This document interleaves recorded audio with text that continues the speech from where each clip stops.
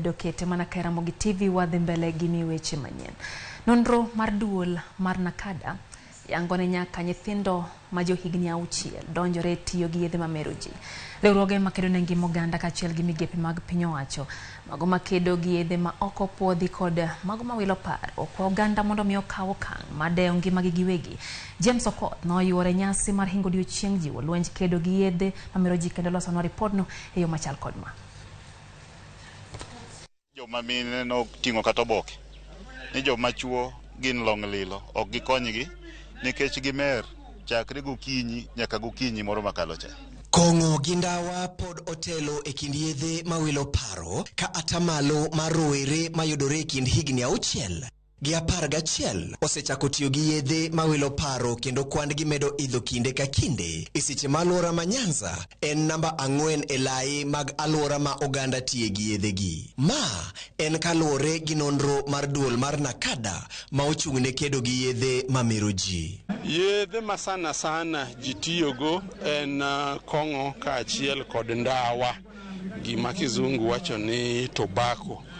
To kowe mano area wa Nyanza kakai kalure kod nonro ne wan namba 4 at 11.4%. To bende kalure kod nonro ni higa matin mogik ma nonro nyisowa en na nyathi matin ma jahigni 6 bende yudo ka koro osegatiyo kod yath ama kata kod kong'o ingimane. To sana higa ma average age nene nonro ni oyudo ne en higa mar 11 years. Alwora ma onge arita bolo ting' kaka jonyuol kod dang'ni mar paro kaluwore gi pek mar ngima e kind mamoko moko kuom weche mamiyo kwan rowere matiyo gi yedhe gi medo idho. Alwora mwadake miyo yowere tiyo gi gik mameroge. Mar ariyo wanya wacho ni jonyuol ok okawo thuolo mar bet gi nyithindgi, momiyo iyudo kaka wan rowere wayudre ka watiyo gi yedhe mamerowa. Koro instead of finding ways of dealing with these things in a proper way like seeking psychological services, the youth decide to indulge in alcohol, bang. Ma ema omiyo ikwayo oganda mondo okaw okang' mar rito ngimagi giwegi kendo oti machiegni gi migepe makedo gi tiyo marach mag yedhe maloko paro kaka yo mar thiro kata duoko piny tiyo marach mag yedhe gi. Wariwre uru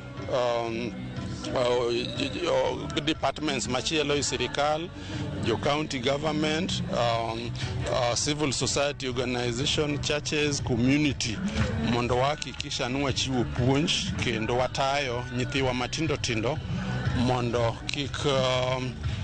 kik gidonji itiyo marach, kik gidonji tiyo kod kong'o kaachiel kod yedhi manya ketho ngimagi. E kinde maluoro nitie ni kwan rowere matiyo gi yedhe maloko paro medo idho, migawo mar arita e bade mar loch nanga to medo puoyo okenge mar ruodhi e kedo gi oganda maloko ohand yedhe gi e kor gwenge kendo jiwo gi mar timo ne joma oyud gi ketho hocho kalure ni ok nyal twe ji duto moyud gi ketho. We cannot have everybody put in prison.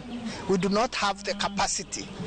We also encourage counseling. E nyasi makamae boma ma Mombasa, gavana ma kaunti no ne oywak ni jotend siasa kuom koso jiwo okenge mag lwenj kedo gi yedhe ma meroji kendo kwayo piny owacho mondo omed jiwo okenge mag pedho joma loko ohand yedhe maloko paro. Ni lazima wanasiasa hawa ambao kwamba wenye kuathirika kuweka tofauti zetu za kisiasa, kuweka tofauti zetu zote kando, tuseme ya kuwa tunaenda msafara pamoja.